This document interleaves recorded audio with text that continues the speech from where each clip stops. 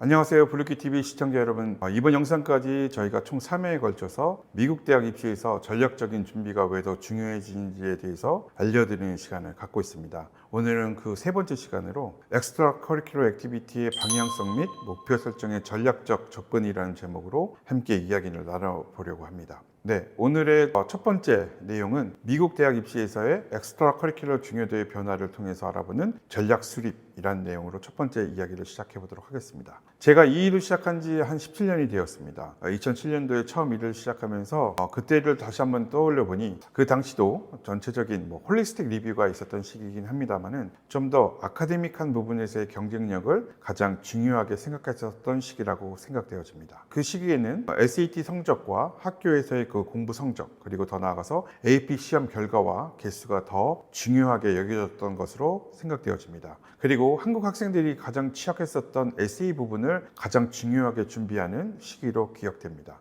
그래서 이 시의 경우도 학교 내에서의 진행되었던 리더십, 아니면 스포츠의 어떤 기간, 아니면 수상 경험 등을 오히려 강조하는 그런 세대였던 것 같습니다. 그러다가 2012년도, 13년 정도가 되면서부터 문제 유출로 인해서 SAT 성적에 대한 인플레이션이 늘어나게 되고, 또 온라인 지원의 과정이 단순화, 그리고 사용자의 편의가 증대되면서 복수 지원 등이 더 많이 늘어나게 되어서 성적 외에서 중요한 부분들이 조금씩 더 강조가 되기 시작했던 것 같습니다. 제 기억으로는 인턴십, 그리고 대외 수상 경험 등들이 더 추가되기 시작하였던 것 같고요. 그리고 상위권 대학을 지원하는 학생들에게서는 간혹 리서치도 등장하기 시작했던 것 같습니다. 하지만 아직까지도 이런 활동들이 소수의 특정 대학들을 노리는 학생들에게만 해당되는 활동이었던 것 같습니다. 그러다 2019년도 코로나를 경험하면서 지금에 이르기까지 좀 더 많은 변화들이 좀 급진적으로 일어나기 시작했는데요. SAT와 ACT 같은 테스트 같은 스코어들이 옵셔널로 바뀌거나, 더 나아가서는 테스트와 같은 성적들로 학생들을 평가하는 것이 더 이상 필요 없다는 것을 주장하는 대학들이 생겨나기 시작하면서 미국 대학으로의 진학의 장벽이 저희는 무너졌다고 생각합니다. 특히 그것도 상위권 대학으로의 진입 장벽이 무너지게 되면서 학생들을 평가해야 되는 요인들 중에서 비교과 활동이 더 중요하게 되었고, 또 수상 경험 이런 것들이 평가의 그 하나의 요소가 되기 시작했던 것 같습니다. 그러다 보니 좀 더 활동의 다양성,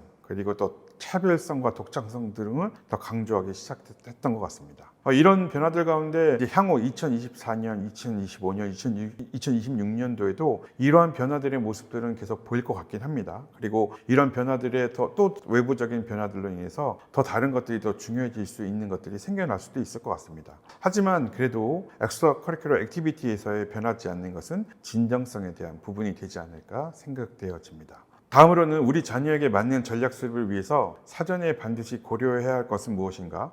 이 내용을 두 가지 내용으로 한번 이야기 나눠보려고 합니다. 첫 번째로는 지원 학교의 수준에 맞는 엑스트라 커리큘러 액티비티 전략을 수립할 필요가 있다입니다. 이 얘기는 지원하고자 하는 학교가 어느 정도의 학교에 지원하느냐입니다.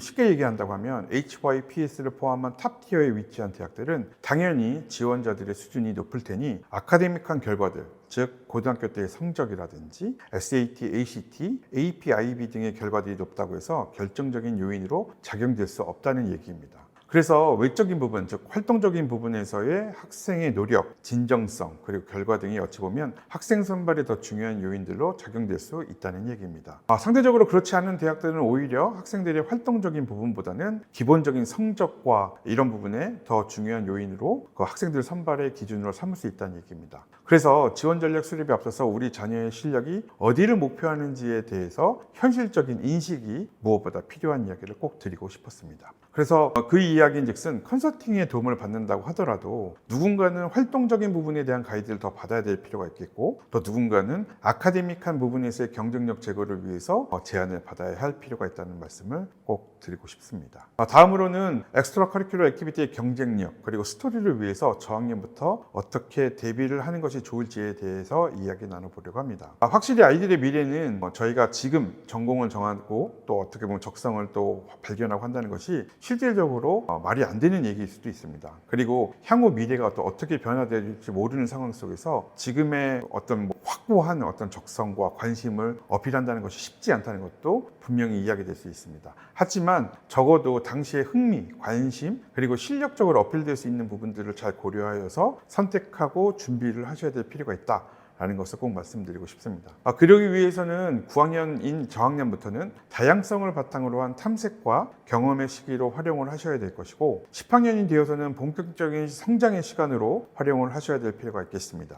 그리고 11학년이 되어서는 활동들에 대해서 어느 정도 자기의 방향성에 대한 확립과 그리고 그 확립된 그 활동 안에서의 어떤 노력과 어떤 준비에 대한 확장의 시기가 필요하다고 보여지겠고요. 12학년이 되어서는 모든 열정을 쏟고 어느 정도의 결과물 혹은 기대값이 도출되어야 되는 시기라는 것을 꼭 기본 전제로 생각하시고 우리 자녀에게 맞는 스토리, 다시 말해서 활동을 찾아내고 발전시켜 나갈 것이 필요하다는 것을 꼭 말씀드리고 싶었습니다. 요즘 들어서 더 중요하게 여기는 것은 학교 내 활동과 여러 수업 그리고 또 자세, 생각 이런 것들이 이 학생이 주장하는 그리고 관심 있다고 얘기하는 어필하는 활동의 중요성이라는 것과 어느 연관성이 있느냐, 어느 정도의 관계성과 연관성이 있느냐에 더 포커스가 맞춰지는 것 같습니다. 분명히 아직까지도 유명한 대회에서 인정받는 것 그리고 의미 있는 연구나 활동 등이 중요하게 받아들여지긴 합니다. 하지만 이런 과정까지 오기 위한 전 단계가 확실히 원서상에서 그리고 또 추천서라든지 학교 내에서 어떤 공부나 이런 것들로 보여져야지만 그 활동의 결과들이 의미가